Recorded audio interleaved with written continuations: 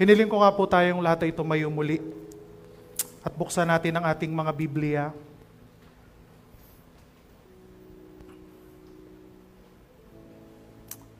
Sa book ng Pahayag o Revelation 2,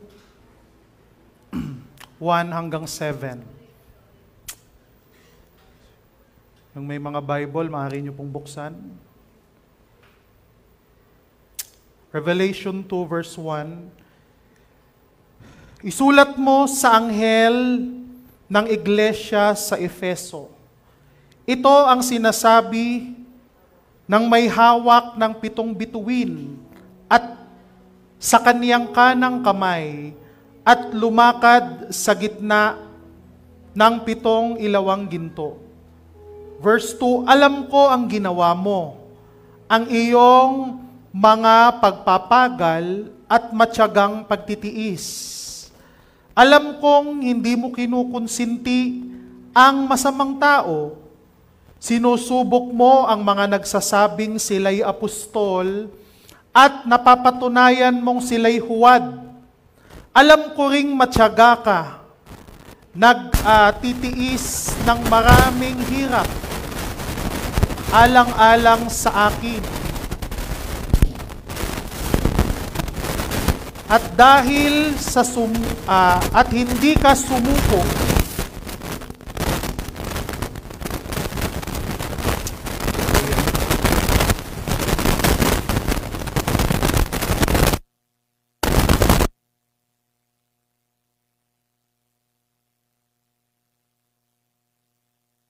praise.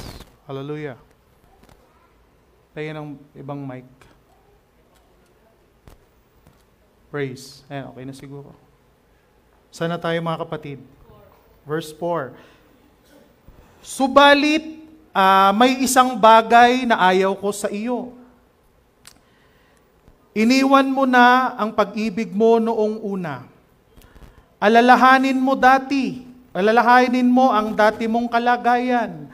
Pagsisihan mo at talikdan ang iyong kasamaang nagawa o masasamang nagawa at gawin mong muli ang mga ginawa mo noong una.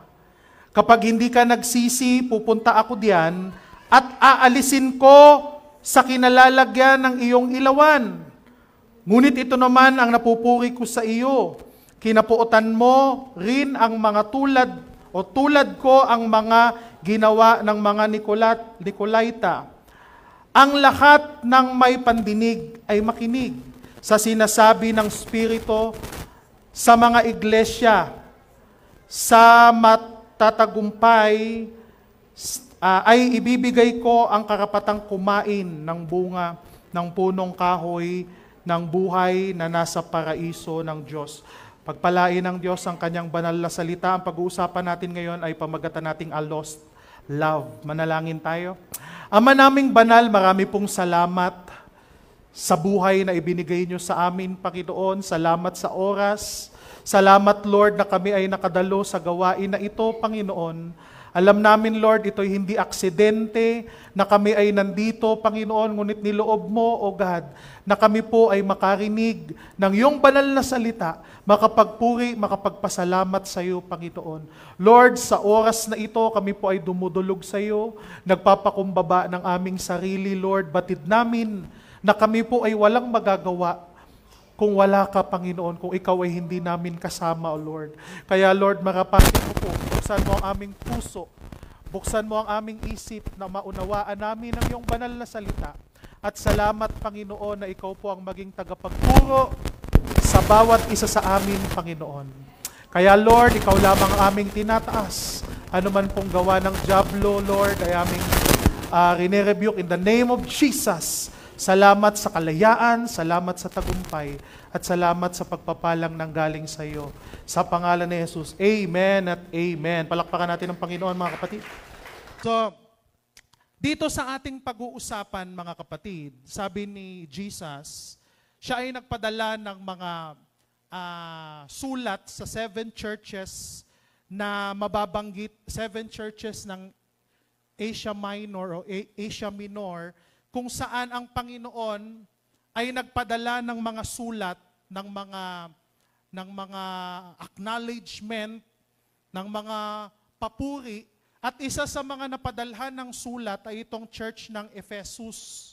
So para sa akin, kung babasahin natin tong 7 mga churches na ito na nabanggit dyan sa Revelation verse 2, itong church ng Ephesus ang pinaka para sa akin pasado sa kanilang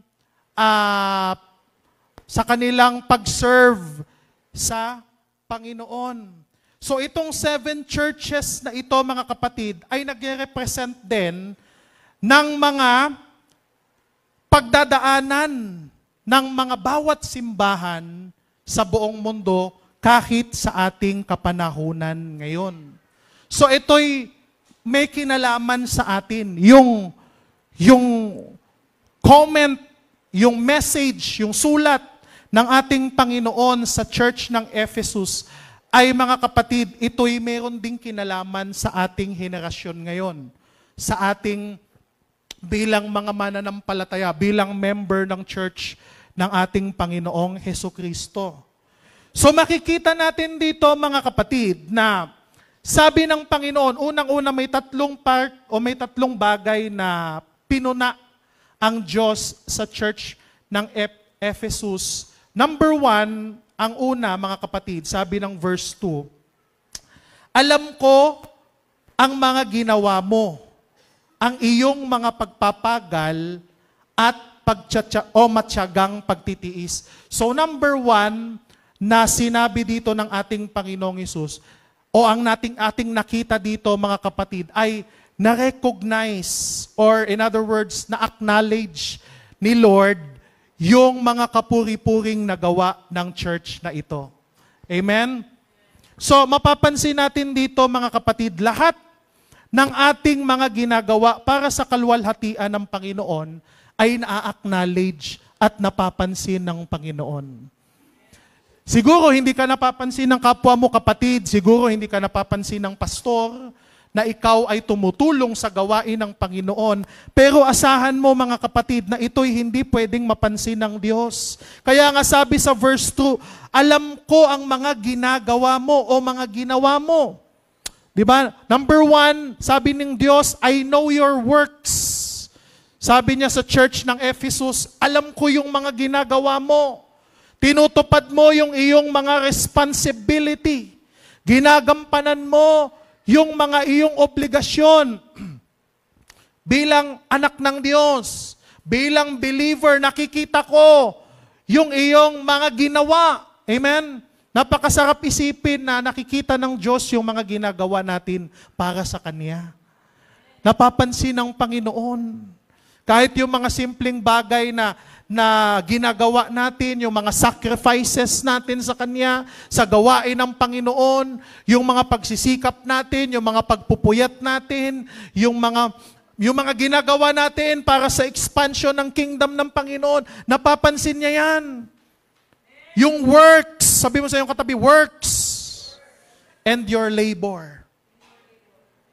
Ano ibig sabihin nitong labor? Ibig sabihin ng labor, kikilos ako ng buo kong lakas hanggang sa hindi ko na kayang kumilos pa. Yun ang isang meaning ng labor.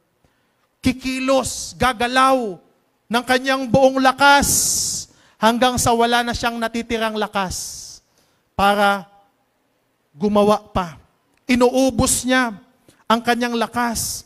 Sabi ng una, alam ko ang mga ginagawa mo.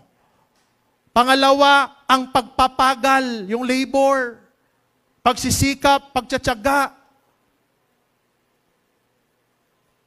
Kaya nga, mga kapatid, kung ikaw ay nagsisikap para sa gawain ng Panginoon, ikaw ay nagtsatsaga, ikaw ay nagsasakripisyo, hindi yun masasayang kailanman. Nakikita ng Panginoon. At ano pang sabi ng Diyos dito? Yung pangatlo, yung patience. Matyagang pagtitiis. Sabi mo sa iyong katabi, patience. Patience to abide in God even in the middle of the storm. Patience yun.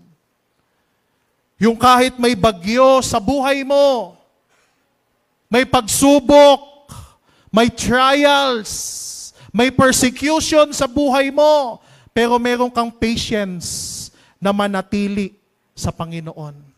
Na hindi bibitaw sa iyong pananampalataya. It is easy to stay with God when things going your way. Napakadaling umasa, napakadaling manatili sa Panginoon, napakadaling sabihin na ikaw ay mananatili sa Diyos kung ang lahat ng bagay ay umaayon sa iyo.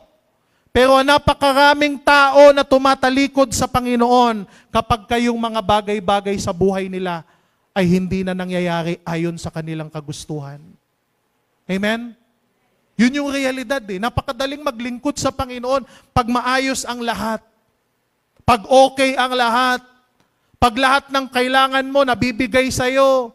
Pag lahat ng gusto mo nakukuha mo. Pero sa oras na hindi na pumapabor sa iyo ang sitwasyon, ang pangyayari, napakaraming mga taong tumatalikod na sa kanilang pananampalataya sa Diyos. Patience means hanging out with God. Manatili sa Panginoon. Kahit sa pagsubok at problema. Manatili sa church. Hindi nagkikwit sa church. Hindi nagkikwit sa gawain ng Panginoon. Hindi nagkikwit sa ministry. Mapagsabihan, mapagalitan, makorek. Hindi nagkikwit. Bakit? Dahil may patience. May pagtsatsaga. May pagtitiis. Yun yung ating buhay, mga kapatid. Kahit hindi umaayon sa iyo ang gusto mong gawin. Kahit hindi napapansin ang mabubuti mong gawa. Pero patuloy ka pa rin na kumakapit sa iyong pananalig at pananampalataya sa Panginoon. Patuloy ka pa rin nagsiserve sa Lord. So makikita natin dito, yun ang isang bagay na napansin ng Lord sa church ng Ephesus. Na-recognize ng Panginoon, na-acknowledge ni Lord ang kanilang mga mabubuting gawa, ang kanilang mga pagsisikap, ang kanilang pagtsatsaga, ang kanilang pagtitiis, ang kanilang paglilingkod sa Panginoon. Napansin ng Lord. Hindi binaliwala ng Diyos, mga kapatid. At sabi pa sa verse 2 pa rin, alam kong hindi mo kinukonsinti ang masama. So sabi niya sa church ng Ephesus, alam ni Lord na hindi niya tinotolerate o hindi tinotolerate ang mga masasamang gawain. Sa ating panahon ngayon, mga kapatid, napakaraming pagkakataon na kung saan marami na sa culture natin ngayon, marami nang nagtotolerate ng mga bagay na kahit masama, kahit hindi kaaya-aya sa harapan ng Panginoon. Maraming mga organization, maraming mga tao na gusto nilang i-tolerate ang wickedness kahit sa loob ng church. Gusto pa nila kung minsan i-endorse ang mga bagay na masasama, ang mga bagay na kinapupuutan ng Diyos. Pero yung church ng Ephesus, sabi ng Panginoon, ay hindi nagkukonsinti ng mga bagay na masama. Hindi niya kinukonsinti ang kasamaan ng mga tao. Hindi siya nagko-compromise. Di ba?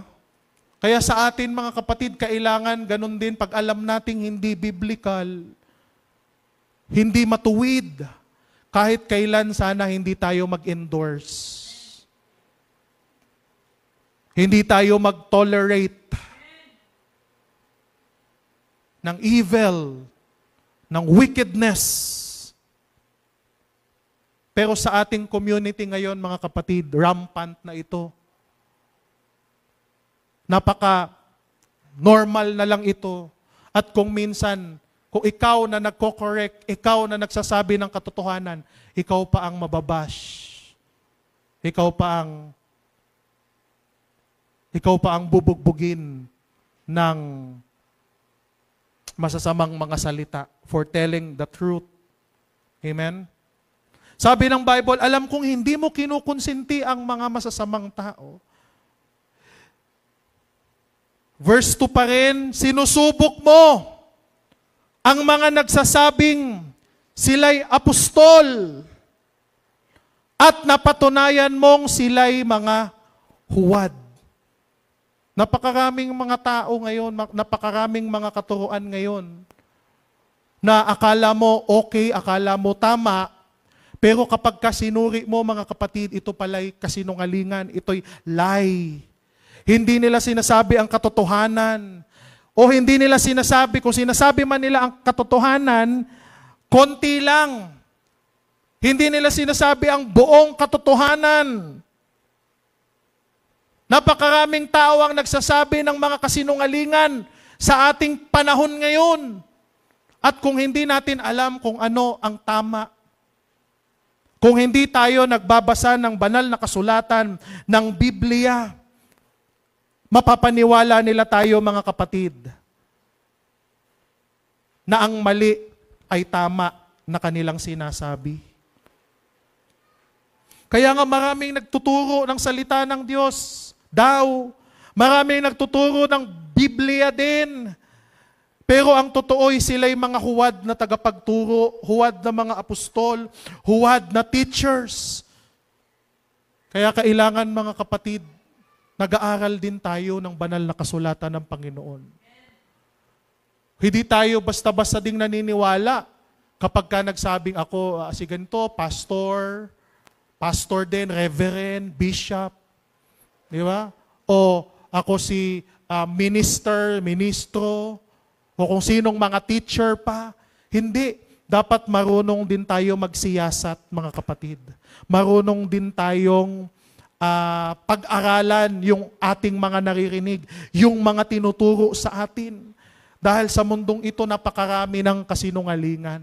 Napakarami niyang mga fake news. Yung mga maling balita. At dahil doon patuloy na nasisira ang relasyon dito sa mundo. Patuloy na nagkakagulo ang mundo dahil sa pagkalat ng mga maling katuruan. Kaya may mga gera, may mga pag-aaway, kung sino ba talaga ang may-ari, kung sino ba talaga ang dapat manirahan, kung sino ba talaga ang dapat may mag-ari, kung kanino bansa ba talaga to, kung kanino ba dapat ito. Tingnan nyo yung history ngayon, binabaliktad na eh. Di ba? Meron pa ang nagsasabi na yung mga history daw, yung mga truth, yung mga katotohanan ay na sinasabi ay nanggaling lang sa mga fairy tale. Yung sabi nila sa Bible. Sabi nila sa Bible, fairy tale lang daw ito. Di ba? Ito ay ano ba yung Tagalog ng fairy tale? Himbe-imbento lang, katang-isip, imagination lang. Yan ang sabi niya, tingnan nyo sa social media, magbasa kayo. Bakit daw ang dami-daming mga taong naniniwala sa fairy tale? Si Jesus daw ay isang fairy tale stories. Tingnan mo yung kahangalan ng mga tao talaga. Hindi sila naniniwala sa napakaraming biblical accounts, historical accounts. Di ba? Kung bakit ganyan yung nangyayari sa Israel ngayon, originally, ano bang sabi ng Bible? Bakit ang daming mga taong hangal? Kahit yung mga history ng Egypt, di ba? May record sila dyan na naging slave talaga yung Israelites people nila. Eh paano mapapasinungalingan yung sinasabi ng Bible? Hanggang sa Exodus, hanggang sa mapadpad sila sa Promised Land. Hanggang sa mahati yung kingdom ng Jerusalem, ng Judah. Hanggang sa masakop sila ng Babylonian, hanggang sa masakop sila ng Assyrian, hanggang sa palayasin sila sa sarili nilang bayan. Hanggang pagdating ni Jesus, nasakop pa rin ng Roman Empire. At pati sila ay palayasin. Tapos sasabihin ng mga tao, fairy tale stories. Di ba? Yung librong sinusunod nila ay 500 to 600 years pang lumitaw. Pero yung Bible tapos na. Tapos sasabihin mo sa mga tao na maniwala sa book nila, sa Quran nila. Di ba? Maraming mga tao ngayon ang nagsasabi ng kasinungalingan upang ang mga tao ay maligaw. Alam mo, kung di ka nagbabasa ng Bible sa mga nakikita mo ngayon sa news, makakaano ka rin ng sympathy eh. Minsan parang maano yung puso mo, kawawa naman to eh. Kawawa naman to, parang ino-oppress talaga. Parang pinapahirapan talaga. Pero kung pag-aaralan mo, mga kapatid, titingnan mo, yung root, yung cause nito ay mula pa sa unang panahon pa. Kaya dapat alam natin, kahit sa Bible lang eh, magbasa lang tayo ng mga history na nakatatak sa Bible, maliliwanagan tayo sa nangyayari ngayon. At yung nangyayari ngayon, mga kapatid, ay hindi accident. Amen? Hindi aksidente, lahat nakaprogram, lahat nakaschedule na. Pero mag-ingat tayo sa mga taong nagpapakalat. Sa mga nagpapakalat ng mali, mapanirang mga balita. May mga tao pa nagsasabi na walang impyerno. May mga katuruan pa na nagsasabing walang hell. Ayokong mamatay. At pagkatapos saka ko lang malaman na totoo palang may impyerno. Ngayon pa lang alam kong may impyerno. Kaya dapat akong maglingkod ng tapat sa Panginoon. Diba? Napakaraming mga denomination, napakaraming mga organization, relihiyon, na nagtuturo ng mga ganyan. Na walang impyerno, na walang death. Napakaraming mga relihiyon na nagsasabing, si Jesus Christ ay tao lang. Hindi siya totoong Diyos. Ayaw nilang tanggapin na si Jesus Christ ay Diyos na nagkatawang tao. Wrapped up in human form. John 1:1, in the beginning was the Word, and the Word was with God, and the Word was God. John 1:14, and the Word became flesh and dwell among us. Ang salita ay naging tao at nanirahang kasama natin.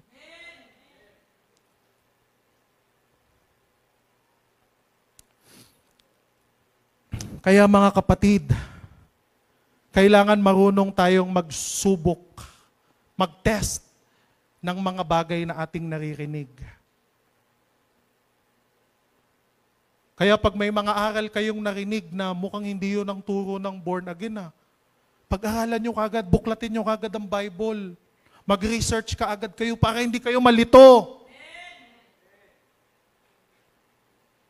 At hindi kayo maligaw ni numan.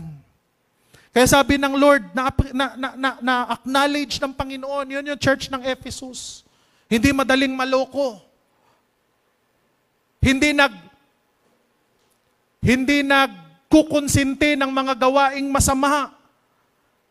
Talagang matyaga, nagtatrabaho, nagsisikap, may work, may labor, may pasensya.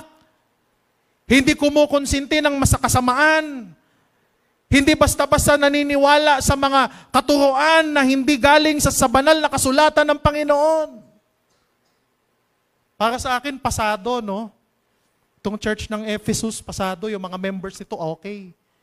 Kasi, hindi basta-basta.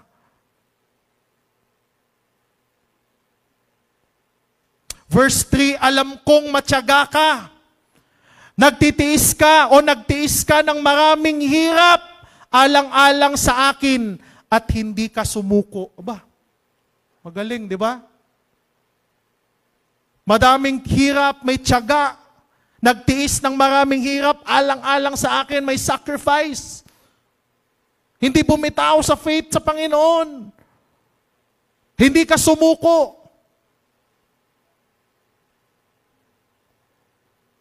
Point number 2, and yet, kahit na ganun, near perfect ang kanilang pagsiserve sa Panginoon, sila ay nirebuke ng ating Panginoong Hesus. Renebuke ang church. Sabi sa verse 4, subalit may isang bagay na ayaw ko sa iyo.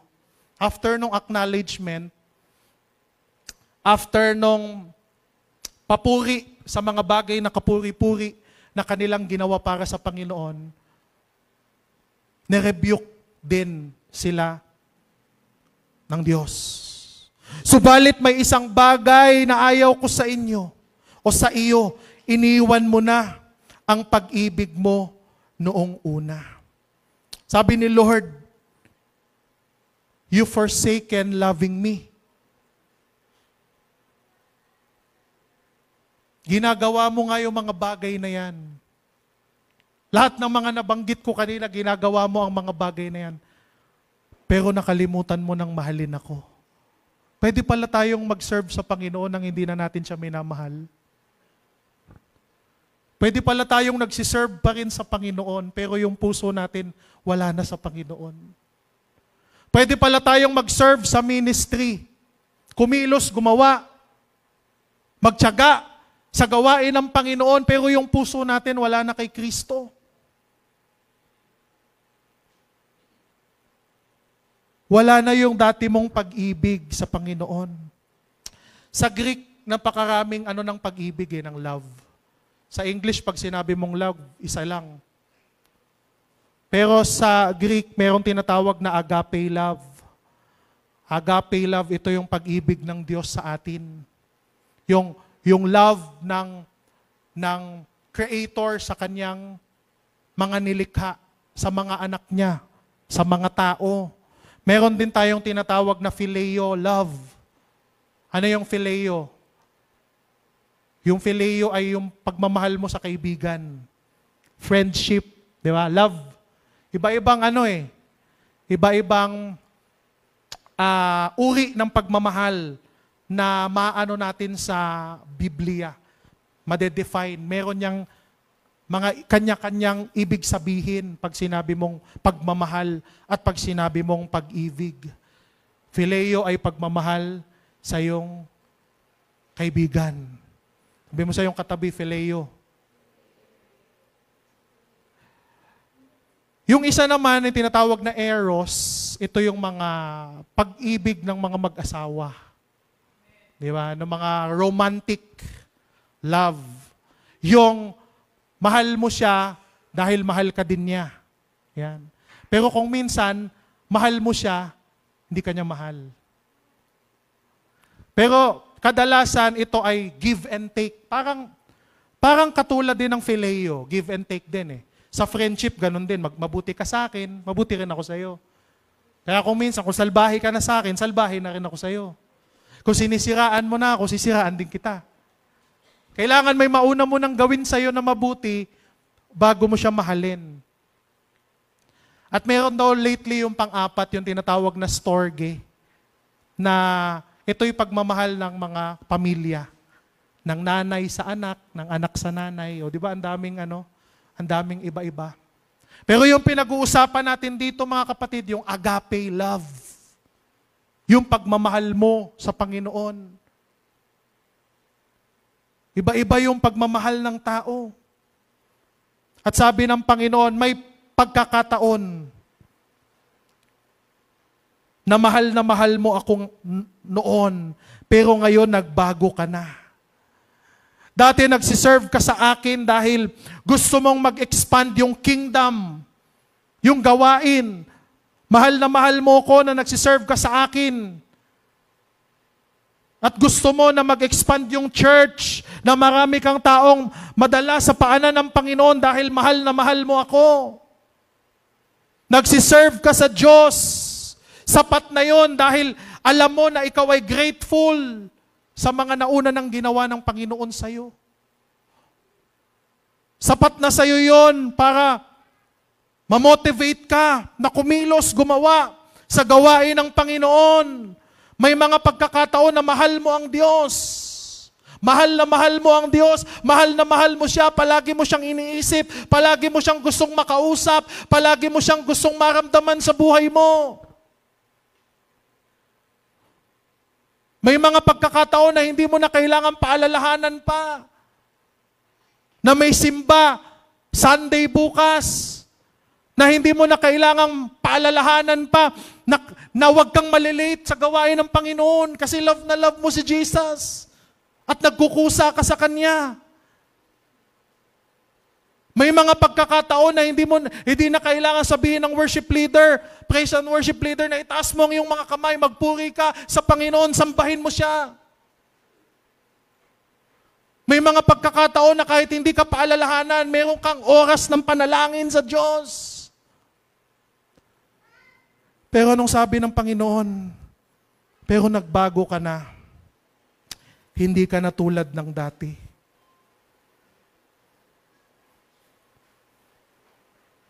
Palagi ka nang late. Nagpupunta ka pa rin naman sa church pero may message na.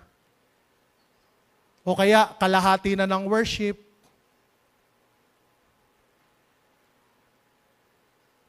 Nagpupunta ka pa rin naman sa church pero hindi ka na nakikinig. Hindi ka na nakafocus.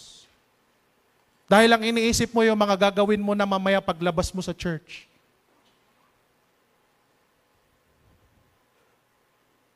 Nananalangin ka pa rin naman.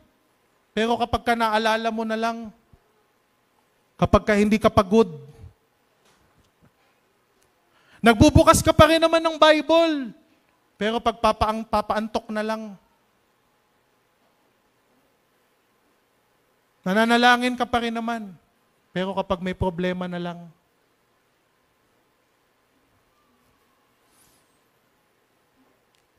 at hindi mo na nga maalala kung kailan yung huling tunay na nakapagniig ka sa Panginoon.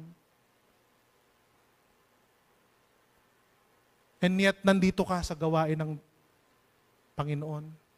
Nagsiserve ka sa ministry. Nagtuturo ka rin ng Word of God.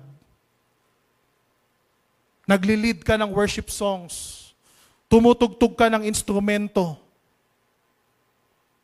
Nag-e-evangelism ka. Namimigay ka ng mga tracts. Nagbibigay ka ng offering. Nagbabalik ka ng tithes sa Panginoon. Pero hindi na dahil sa mahal na mahal mo ang Diyos. Yung iba napipilitan na lang. Yung iba gumagawa na ng mga gawain sa Panginoon nang wala ng pag-ibig sa kanilang puso. Pero sabi nito ng salita ng Panginoon, but there was a time you serve Him because you wanted to. Hindi ka na kailangan pang itulak. Nung unang nakilala mo ang Panginoon, ang init-init mo sa Kanya. Lagi kang maaga. Lagi kang ganado. Determined ka, grabe ang active-active mo. Pero ngayon, ano nang nangyari sa'yo? Oo, umaatin ka pa rin sa church. Nakikita ka pa rin naman sa church. Pero hindi na katulad dati ang saya na meron ka sa puso mo. Hindi na tulad noon yung pag-ibig mo sa Panginoon. Tingnan natin ang ating mga sarili, mga kapatid. Para na lang tayong mga robot na naka-automatic gawin kung ano yung dapat nating gawin. Pumupunta pa rin tayo sa church, umaattend pa rin tayo ng Bible study. Nag-share pa rin tayo ng Word of God. Pupunta pa rin tayo, nag-worship pa rin tayo, kumakanta pa rin tayo. Pero gusto ng Panginoon yung tulad ng dati. Na-appreciate ni Lord yung ginagawa mo, pero gusto niya yung noon. Kung gaano mo siya kamahal. Kung gaano kang nakokontento na makapiling lang yung presence ng Panginoon. Yung hindi ka na kailangan pang paalalahanan, ginagawa mo dahil mahal na mahal mo ang Panginoon at hindi mapigilan ng puso mo. Dahil in love ka sa Kanya.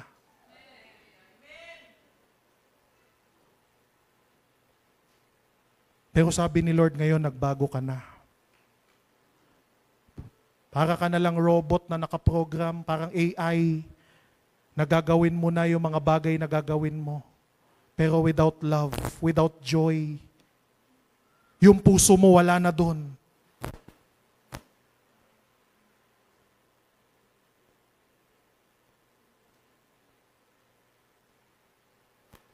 Hindi lang naman kung sino, kayo lang ang guilty. Kahit ako guilty. Kung minsan pumupunta ako sa gawain ng Panginoon dito sa harapan dito sa pulpito dahil trabaho ko. Kung minsan naiisip ko hindi na ako masaya. Ginagampanan ko na lang dahil kailangan kong gawin.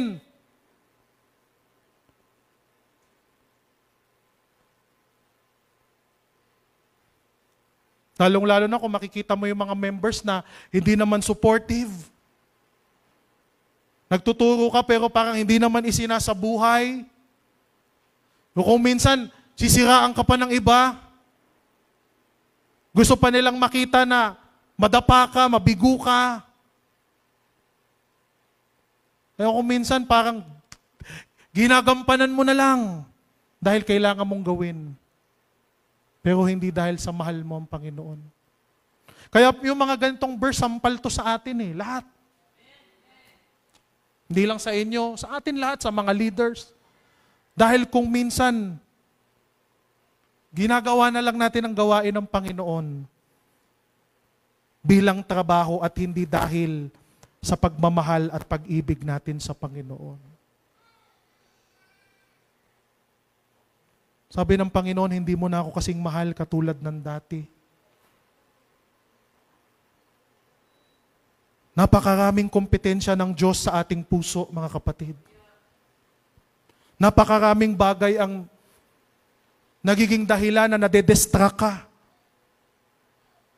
Na hindi mo mailaan ang buong buhay at pagkatao mo sa Panginoon.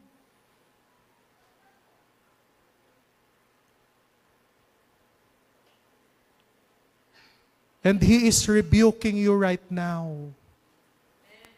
At sinasabi niya, hindi mo na ako mahal katulad ng pagmamahal mo sa akin noon. Kaya tingnan natin ang ating buhay, mga kapatid. Alalahanin natin yung panahon na mahal natin ang Diyos. Alalahanin natin yung panahon na kahit parang wala tayong napapala, pero masaya tayo na naglilingkod sa Kanya.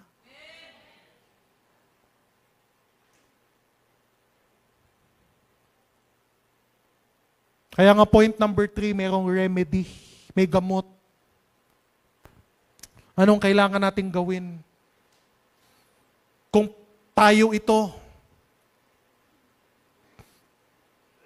na nagpapakita na lang sa church pero wala na ang ating puso.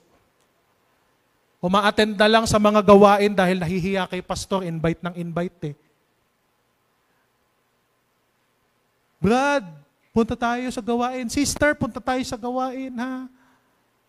Pupunta na lang ako, nakakaya naman. Tinapik ako kanina ni pastor. Remind ako kanina. Pupunta na lang ako. Pero hindi na taos puso. Hindi na dahil sa pagmamahal sa Panginoon. So verse 5, anong kailangan nating gawin? Point number 3, may remedy. Verse 5, alalahanin mo ang dati mong kalagayan. Pagsisihan mo at talikdan ang iyong masasamang gawa at gawin mong muli ang ginawa mo noong una. Number 1, alalahanin mo. Ipaalala mo sa sarili mo yung ginawa ng Panginoon sa iyo dati.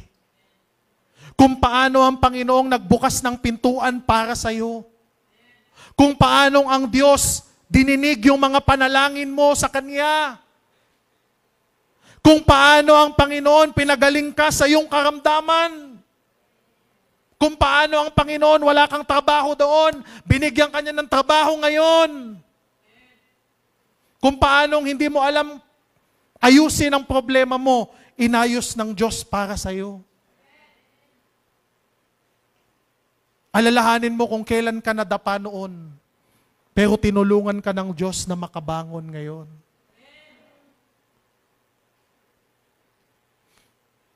Kung minsan naaalala lang natin sa Panginoon, ang Panginoon kapag kakailangan natin siya eh. Lord, promise talaga, Lord, pag ito binigay mo sa akin, Panginoon, sigurado, maglilingkod na talaga ako ng tapat sa iyo, Lord. Hindi na ako magpapaligoy-ligoy. Panginoon, pag binigay mo sa akin tong job offer na to, Panginoon, talaga, magfe-faithful na ako sa iyo. Panginoon, pag pinalago mo yung business ko, Lord, pag pinapromote mo ako, promise ko sa iyo, magsusupport ako sa gawain ng Panginoon.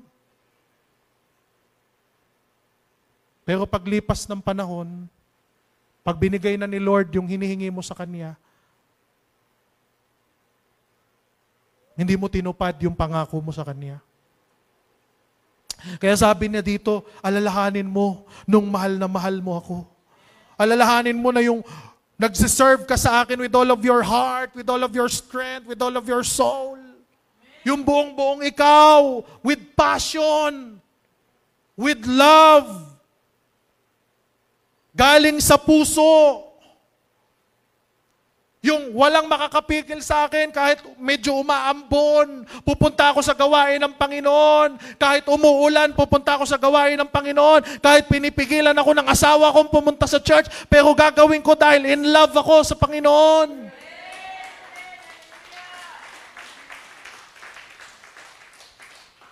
Alalahanin mo yung mga panahon na yon, kapatid.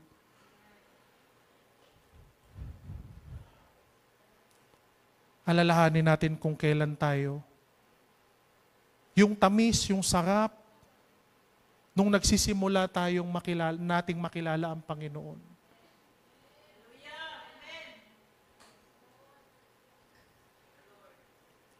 Pangalawa, repent. O yung una, remember.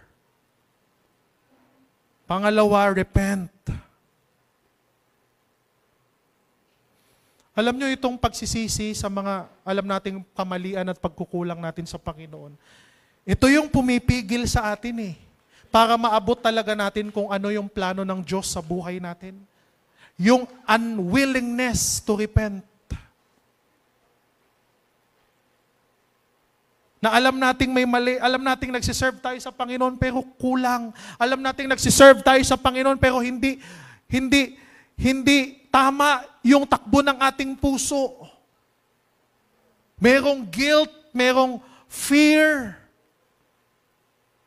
Hindi ka mapalagay.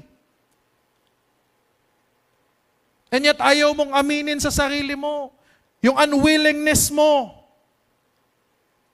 na magsisi. Yung unwillingness mo na bitawan yung mga maruruming bagay na patuloy na hinahawakan mo sa kamay mo. Yung unwillingness mo na alisin yung mga bagay na nagpaparumi sa iyong buhay, sa iyong puso. Yung mga galit, yung puot. Yung mga bagay na alam mong nagiging dahilan kung bakit malamig ang iyong pag-ibig sa Panginoon. Pag sinabi nating repent mga kapatid, ito'y hindi katulad ng 360. Ano yung 360? Pag umikot ka, pagkatapos nakaharap ka pa rin dun. Di ba sa basketball, sino mahilig ng basketball? May mga 360 dunk. Yung iikot, tas pagharap mo, ring pa rin, yun pa rin yun. Hindi ganun yung repent. Kailangan yung repent 180 degrees. Pag ikot mo, nakatalikod ka na, at naglalakad ka na palayo doon sa bagay na alam mong nagiging cause kung bakit hindi mo madama ang kaligayahan sa paglilingkod sa Panginoon. Kaya sabi nung verse natin kanina, ang may pandinig, makinig. Sabi mo sa iyong katabi, ang may pandinig, makinig. Sabi mo sa iyong katabi, ang may pandinig, makinig. Hindi lahat ng taong nakakarinig ng message na ito, naiintindihan niya at tinatanggap niya at ina-absorb niya. Kaya sabi ng Bible, ikaw na may pangunawa, pakinggan mo, gawin mo, dahil para sa iyo ito. Ang tunay na pagrepent ay pagsisisi ay hindi pagtalikod at pagkatapos pagharap muli. Kung hindi, ang totoong pagsisisi, mga kapatid, ay ang pagtalikod at tuloy-tuloy na paglayo, pagbabago ng direksyon. Walking in the opposite direction. Yan. Hindi yung same daan pa rin. Dating daan. Lumang daan. Lumang buhay, lumang life, lumang lifestyle. Kailangan magbago. Parang yung ruta, dinadaanan mo. Pag yung rutang dadaanan mo ay papunta sa palengke, talagang palaging sa palengke ka lang pupunta, tama? Pero pag nag-iba ka na ng ruta, papunta ng mall, hindi ka na sa palengke papunta. Papunta ka na sa mall. Kaya nga kung patuloy mong ginagawa yung same na bagay, paulit-ulit kang nagkakasala, paulit-ulit na nagiging marumi ang buhay mo sa harapan ng Panginoon at yun pa rin ang linalakaran mong buhay, huwag kang mag-expect na may magbabago sa buhay mo. Huwag mo sisisihin ng Panginoon dahil ikaw ang namimili ng direksyon na gusto mong lakaran sa buhay mo. Kaya nga kung parehong daan pa rin, wala pa rin pagbabago. Parehong gawain pa rin, yung mga dati mong ginagawa, yun pa rin. Yung mga dati mong kinalolokohan, yung mga dati mong kinahuhumalingan, yung mga dati mong tinatambayan, yung mga dati mong barkada pa rin, yung mga dati mong kasama, walang magbabago sa buhay mo. Kahit pa, gustuhin mo. Kung sila-sila pa rin ang makakasama mo, hindi ka magbabago. Kung yung mga bagay pa rin na yun, yung mga palagi mong pinapanood, kahit alam mo na pag nanonood ka nun, natutokso kang gumawa ng mga bagay na malalaswa. Pero kung patuloy mo pa rin binubuksan, patuloy mo pa rin visit yung mga website, yung mga application at kung ano-ano pa, ganun at ganun pa rin ang mangyayari sa buhay mo.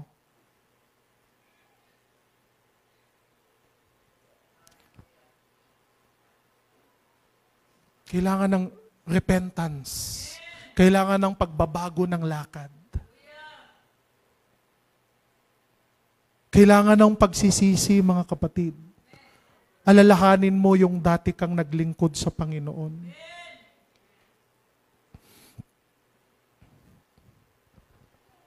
Anong mga bagay ang ginagawa natin, mga kapatid, na siyang humahadlang upang hindi nating lubusang mahalin ang Panginoon ng buong puso sa ating buhay, katulad ng dati. Hindi na kailangan na i-lay hands tayo. Hindi na kailangan pa na talagang kailangang mag-revival para mabalik yung pag-ibig mo sa Panginoon. Pero anong remedy, sabi ng Panginoon? Alalahanin mo lang yung dati nating relasyon. Gawin mo lang yung mga dati mong ginagawa nung mahal na mahal na mahal na mahal mo ko. Ngayong nang lamig ka, magsisi ka at bumalik ka sa dati. Mga kapatid, balikan natin yung dati nating pag-ibig sa Panginoon. Alalahanin natin yung kabutihan ng Panginoon sa ating buhay.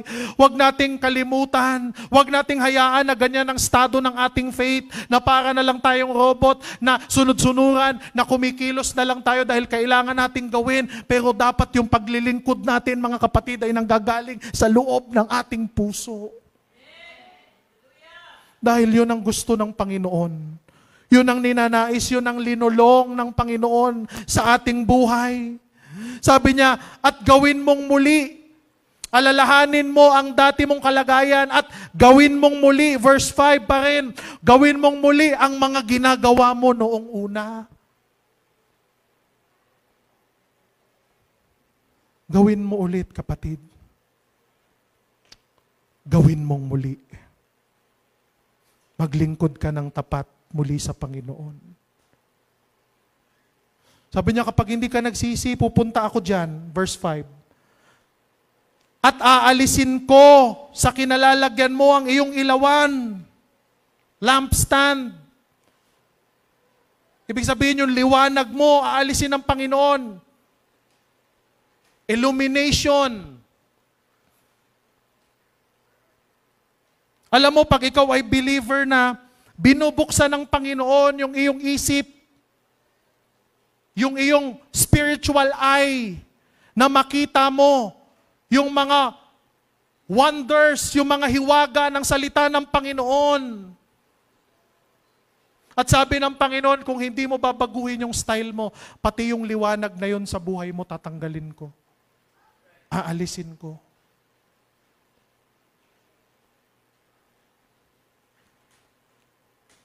Sabi ni Lord, kung hindi ka magsisisi, kung hindi ka magbabalik loob, kung hindi mo gagawin yung una mong ginagawa, yung pagmamahal, yung puso mo, tatanggalin ko yung opportunity na makakita ka. Nung tinanggap mo si Jesus Christ, nakakita ka ng mga bagay na hindi mo pa nakikita noon. Nung tinanggap mo si Jesus Christ, naintindihan mo na yung Word of God, yung nanirahan sa'yo yung banal na Spirito. Meron kang wisdom na dati binabasa ko tong Bible nung hindi pa ako na born again, nung hindi pa ako na-baptize, nung wala pa yung Holy Spirit, di ko maintindihan. Pero nung tinanggap ko si Kristo, naglingkod ako sa Kanya ng tapat. Pagbasa ko ng Bible, naiintindihan ko na. Yung Bible, nangungusap sa akin, yun yung liwanag. Nakikita mo, yung sarili mo, naliliwanagan ka. Pero ngayon, pag nagbabasa ka ng Bible, wala nang kalutay-lutay. Huwag mong hayaan, mga kapatid, na tuluyang alisin ng Panginoon sa iyo yung liwanag sa buhay mo. Pero ito ang magandang balita. We are serving God na nagbibigay ng one more chance. Palakpakan natin ang Panginoon. Another opportunity. Oo, nabigo ka. Oo, you missed the mark.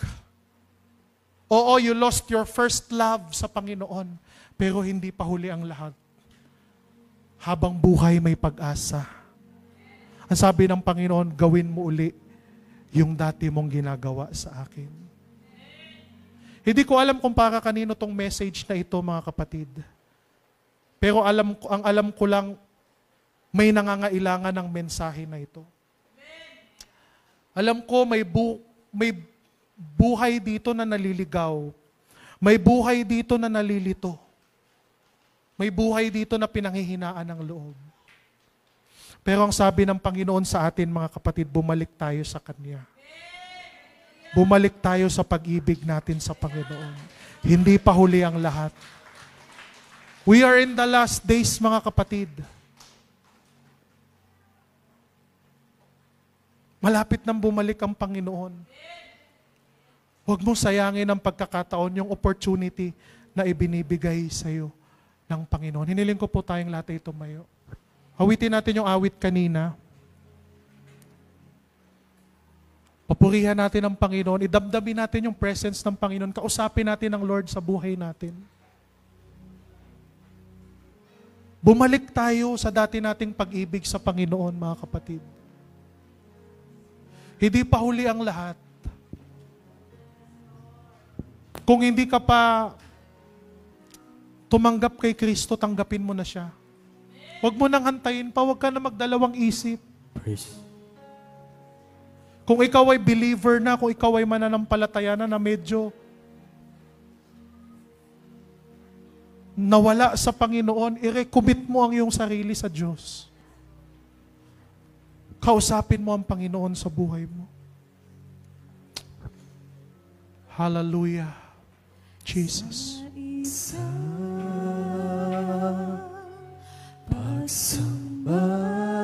Oh, hallelujah, Jesus.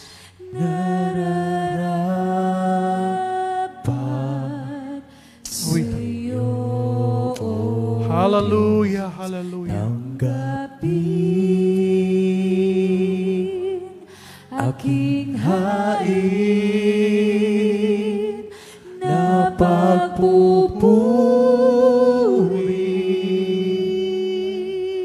Hallelujah. Awitan mo ang Diyos. Sa isang pagsamba nararapat sa iyo, O Diyos. Tanggapin aking hain na pagpupuri.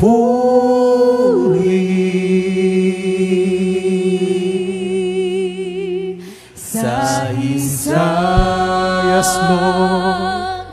pagsamba Balik mo ang pag-ibig mo sa Panginoon. Ibalik mo ang dating pag-ibig mo sa Kanya. Bumalik ka sa Panginoon, kapatid. Tanggapin aking hain Hallelujah. na Holy Spirit. Yes, Lord.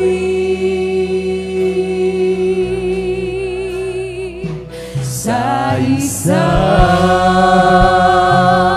pagsamba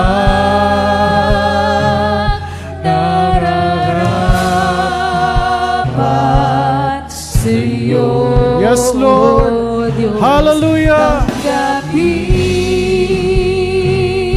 aking hain na pagpupuri.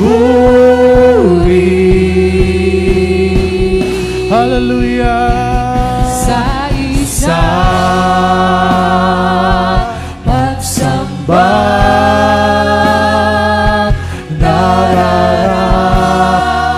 nararapat sa iyo, O Diyos. Tanggapin, Yes, Lord. aking hain na pagpupuri.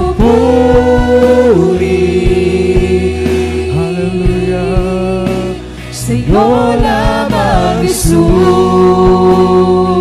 Hallelujah.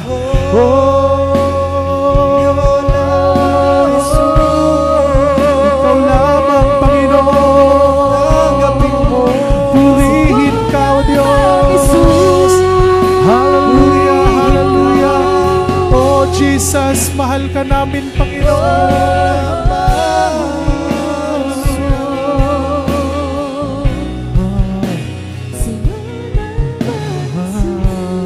Yes, Lord. Panginoon, tanggapin mo ang aming buhay. Lord, nagpapakumbaba kami ng aming sarili, Panginoon. Lord, hindi namin kaya, Panginoon. Kung wala ka sa aming buhay, Lord. Nakita mo ang puso. Nakita mo ang buhay ng bawat isa. Panginoon, wala kaming maitatago sa iyo, O Diyos. Lord, patawarin mo kami, Panginoon.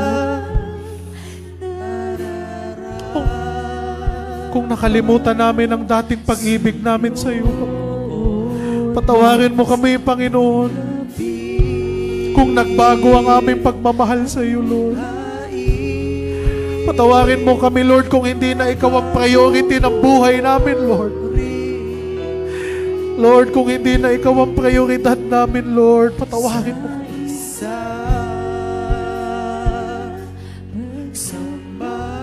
Tulungan mo kami, Lord, na manumbalik sa iyo, Panginoon. Tulungan mo na manumbalik sa iyo ang iyong mga anak, Panginoon. Huwag mong hayaan na patuloy silang malayo sa iyo. Na patuloy silang, Panginoong, mawala sa iyo, Panginoon.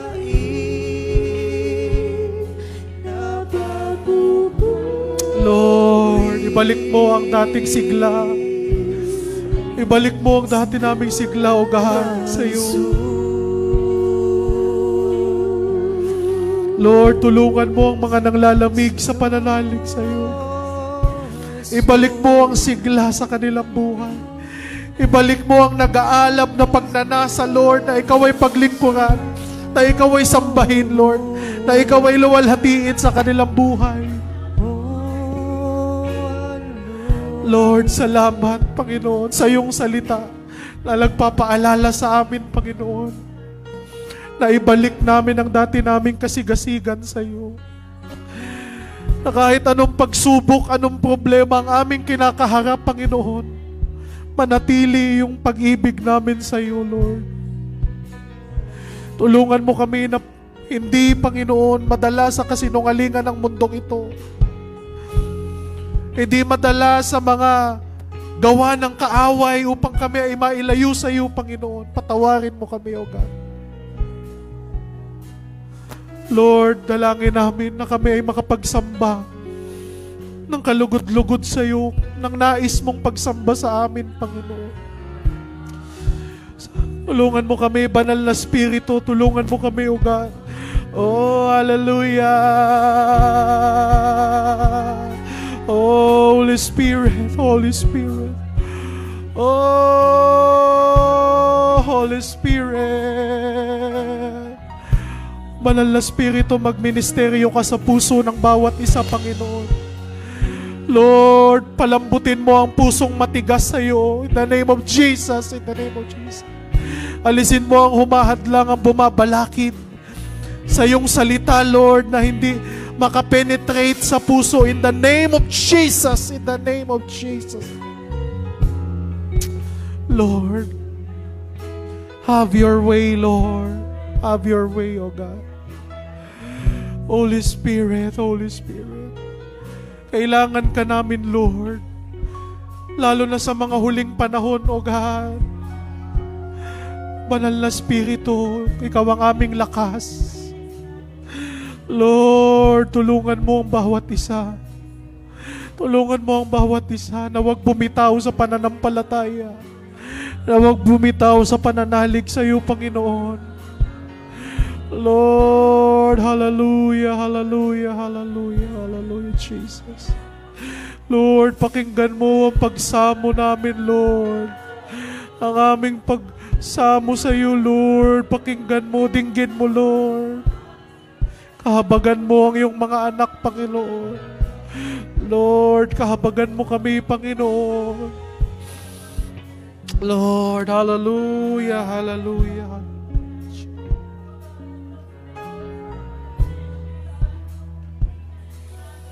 Oh Lord, sa iyo lamang,